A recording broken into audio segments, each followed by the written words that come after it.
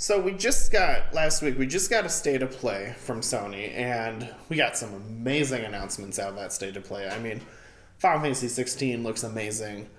Resident Evil 4 Remake is like mind-blowing.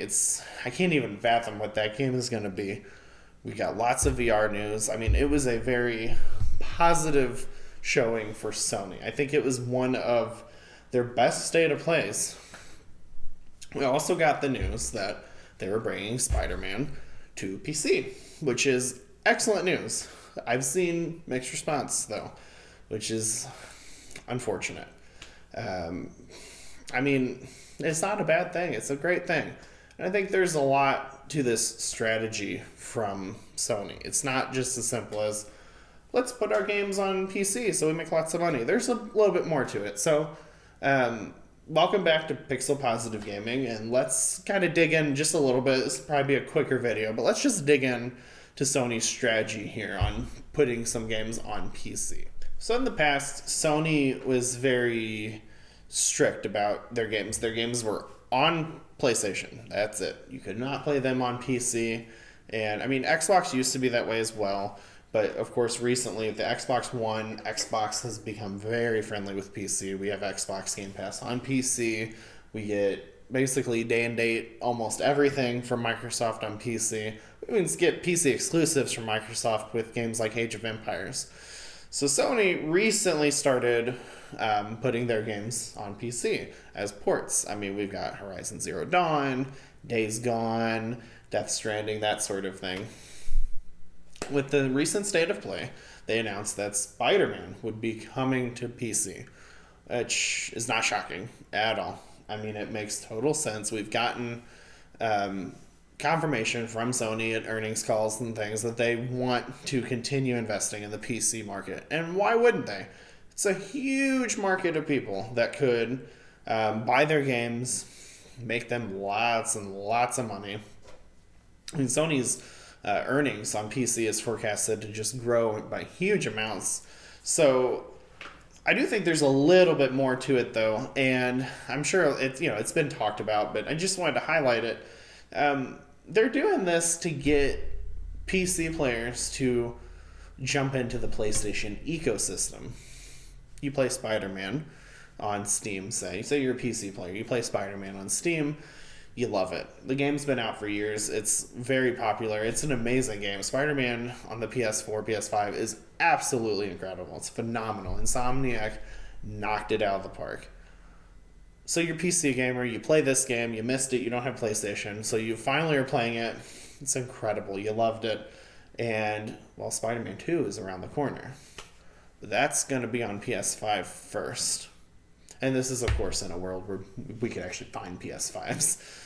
So, maybe you decide to wait, but you're just itching to know what happens next in that game. You don't want to be spoiled. You fall into the FOMO that we all end up falling into with a lot of things.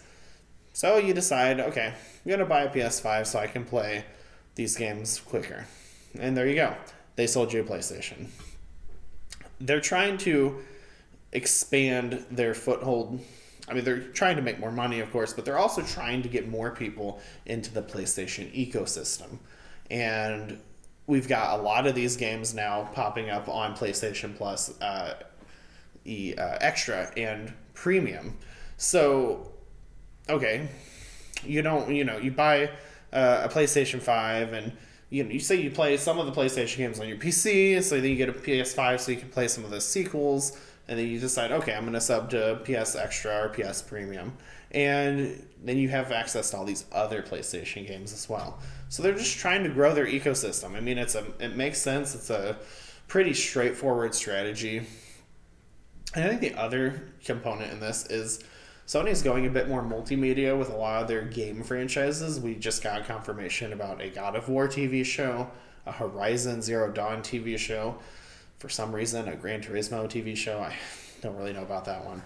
And, of course, we know about the Last of Us TV show on HBO. So now, by having these games available to bigger audience, they are potentially also expanding the audience of the TV shows. And it also works the other way around. maybe you've never played any of these games, but you watch The Last of Us on HBO and you think it's amazing. Well, I want to play Last of Us, and you know, you can do it on your PlayStation, or maybe you want to you watch the God of War show, and it actually ends up being good, and you decide, okay, I want to play God of War. Well, you have access to it on Steam, or you can play it on PlayStation if you own a PlayStation. So it gives people more ways to get pulled into the ecosystem. It's a tried and true strategy. It's working pretty well for Microsoft, I'd say. They're doing pretty well having their games on PC. And now Sony is on PC.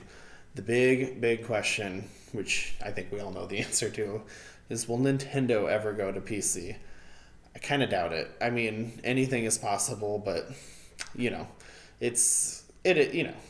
just don't think it's going to happen. Not with their current strategy, not with how the Switch is doing. But it is interesting that of the three major console manufacturers, both Microsoft and Sony have opted to open up the doors to PC, which I think it's great. I don't think there should be any negativity about this. I've seen some negativity about this. There should never be negativity about this stuff. Of course, yes, they might have said in the past that, there's that tweet going around that Insomniac said, oh, Spider-Man is forever a PS4 exclusive. Well, of course, back then that was going to be the case. Things change. We should be happy that they change. There's been a lot of good changes in gaming recently. So, what do you guys think? You guys, I'm sure, hopefully you guys agree these games coming to PC is great. What do you guys think about Sony's strategy of expanding their IP and reaching new audiences? Do you think it's going to work for them? Let me know what you guys think in the comments. If you like the video, please like it. Helps me out a ton. Helps me get exposure. And of course, please subscribe to the channel. I'm just getting started. I have a lot of plans for Pixel Positive Gaming. I love video games, and I absolutely want to talk about them with you guys. And, we can have a great discussion and really dive into this industry that we all love so much. So, until next time, guys.